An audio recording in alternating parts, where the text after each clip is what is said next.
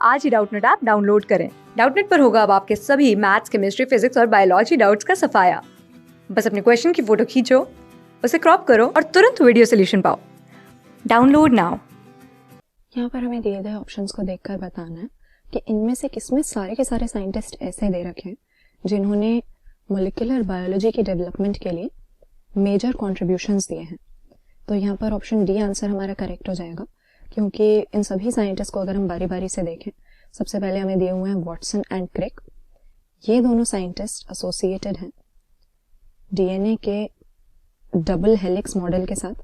DNA genetic material की तरह function करता है, ये तो काफी दिनों से साइंटिस्ट सोच रहे हैं, लेकिन असल में इसका स्ट्रक्चर क्या होता है उसको क्लियरली डबल हेलिक्स मॉडल के थ्रू ही समझा जा सकता है। इनके डबल हेलिक्स मॉडल के अनुसार डीएनए जो होता है इसमें हमें 2 पॉलीन्यूक्लियोटाइड चेन्स मिलती हैं, तो यानी 2 कॉम्प्लीमेंट्री चेन्स आमने सामने डीएनए में मौजूद होती हैं जिनकी पोलैरिटी एक दूसरे से उल्टी होती है। तो एंटी पैरेलल पोलैरिटी वाली 2 पॉलीन्यूक्लियोटाइड चेन्स से डीएनए का मॉलिक्यूल जो बना हुआ होता है इनके अकॉर्डिंग। इसके अलावा नाइट्रोजनस बेसिस जो इनमें से प्रोजेक्ट करते हैं पॉलीन्यूक्लियोटाइड चेन्स में से, ये कहते हैं कि इनके बीच में पेयरिंग होती है आपस में, और इसी बेस पेयरिंग की वजह से ये पॉलीन्यूक्लियोटाइड चेन्स आपस में जुड़ी रहती हैं और एक राइट हैंडेड फैशन में ये चेन्स कॉइल रहती हैं एक हेलिक्स बनाने के लिए।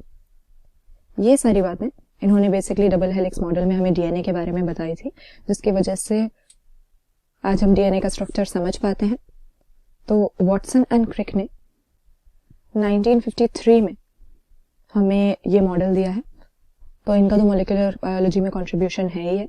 इसके बाद नाइरेनबर्ग एक ऐसे साइंटिस्ट हैं जिन्होंने किस तरीके से डीएनए इंफॉर्मेशन को ट्रांसमिट करता है ये जानने में हमारी हेल्प की, क्योंकि आज तो हमें पता है कि डीएनए कोड करता है आरएनए के लिए। डीएनए में जो कोड होता है उसके अकॉर्डिंग आरएनए बनता है, और ये आरएनए जब ट्रांसलेट होता है तो प्रोटीन्स बनते हैं। लेकिन मार्शल नाइरेनबर्ग ने किस तरीके से प्रोटीन की सिंथेसिस हो सकती है एक सेल फ्री सिस्टम में, ये हमें बताया था। वहीं नेक्स्ट जो हमें दिए हुए हैं यहाँ पर हरगोबिंद खुराना नाम के ये साइंटिस्ट थे जिन्होंने आरएनए मॉलिक्यूल्स की सिंथेसिस के लिए एक केमिकल मेथड डेवलप किया था। अगर डीएनए में 20 सीक्वेंस हमको पता हो तो आरएनए कैसे बनेगा इसके लिए। इसके बाद में कॉर्नबर्ग ने हमें किस तरीके से डीएनए की बायोसिंथेसिस होती है ये बताया था। और बेंजर यहाँ पर जो अगले साइंटिस्ट का नाम दिया हुआ है, इनको मेनली जाना जाता है सिस्ट्रॉन टर्म को कॉइन करने के लिए और वायरल जीन्स का कोड जानने के लिए, यानी वायरस के डीएनए का सीक्वेंस जानने के लिए भी इन्होंने मेथड बनाया था।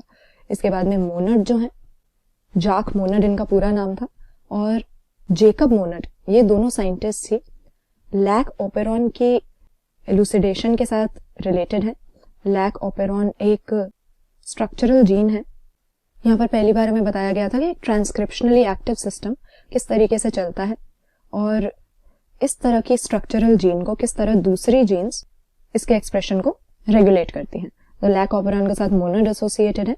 और लास्ट में ब्रेनर जो हमें दिए हुए हैं, ये असल में बहुत ही छोटे से साइज का एक नेमाटोड होता है, सिनोरैप्टिस एलिगेंस। इसके बिहेवियर पे, फिजियोलॉजी पे और इसके जेनेटिक्स पे बहुत ही इंटेंस रिसर्च इन्होंने की थी, और इन्हीं के एफर्ट्स की वजह से आज इस नेमाटोड के जीनोम का सीक्वेंस भी हमारे पास में है। तो ये सारे के सारे साइंटिस्ट जो है मॉलिक्यूलर बायोलॉजी के साथ, डीएनए के साथ, जेनेटिक मटेरियल के स्ट्रक्चर के साथ, जीन्स के एक्सप्रेशन के साथ रिलेटेड है। बाकी अगर ऑप्शंस देखें तो कोई ना कोई ऐसा साइंटिस्ट दिया है जो इन फील्ड से बिल्कुल भी रिलेटेड नहीं है। यहाँ पे एरिस्टोटल देख लीजिए। एरिस्टोटल तो बहुत ही पहले जमाने में थे, ना तो हमें डीएनए का स्ट्रक्चर पता था, ना इनहेरिटेंस के बारे में कोई नॉलेज थी, तो मॉलिक्यूलर बायोलॉजी से कोई लेना देना है नहीं। इसके बाद में ऑब्वियसली डार्विन मॉलिक्यूलर बायोलॉजी से कोई लेना देना नहीं रखते। एवोल्यूशन के बारे में इन्होंने थ्योरी दी थी, नेचुरल सिलेक्शन की, सर्वाइवल ऑफ द फिटेस्ट की, लेकिन इनका मैकेनिज्म क्या होता है और इनका मॉलिक्यूलर बेसिस क्या है इसके बारे में डार्विन को कुछ भी पता नहीं था। उसी तरह से हम्बोल्ट भी एक ऐसे साइंटिस्ट है जो स्पीशीज एरिया रिलेशनशिप के बारे में बताते थे। तो मॉलिक्यूलर बायोलॉजी से रिलेटेड नहीं है। इसके बाद यहाँ पर भी मेंडल हमें दिया हुआ है, जिन्होंने लॉज ऑफ इनहेरिटेंस तो दिए थे, लेकिन उस समय पर जीन्स के बारे में, डीएनए के बारे में, जेनेटिक मटेरियल के केमिकल नेचर के बारे में इनको कुछ भी मालूम नहीं था। तो मॉलिक्यूलर बायोलॉजी की जहां पर बात करते हैं तो हमारा करेक्ट आंसर सिर्फ ऑप्शन डी हो सकता है। वॉटसन एंड क्रिक रिलेटेड हैं डबल हेलिक्स मॉडल से। नायरनबर्ग ने हमें प्रोटीन सिंथेसिस के लिए एक सेल फ्री सिस्टम दिया था। फिर हरगोबिंद खुराना डीएनए से एमआरएनए किस तरह बनता है इसके लिए इन्होंने केमिकल मेथड दिया था। कॉर्नबर्ग डीएनए की बायोसिंथेसिस के बारे में बताते हैं। बेंजर ने वायरल जीन्स का सीक्वेंस जानने में हमारी मदद की। जेकब एंड मोनर ये दोनों साइंटिस्ट लैक ओपेरॉन को एलिजोरेट कर चुके थे। और ब्रेनर सीनोरेप्टिटिस एलिगेंस नाम के नेमाटोड के जीनोम के सीक्वेंस पे वर्क कर रहे थे। तो ये सारे के सारे मॉलिक्यूलर बायोलॉजी से ही रिलेटेड हैं। क्लास 6 से 12 से लेके नीट, IIT, जेईई मेंस और एडवांस के लेवल तक 10 मिलियन से ज्यादा स्टूडेंट्स का भरोसा।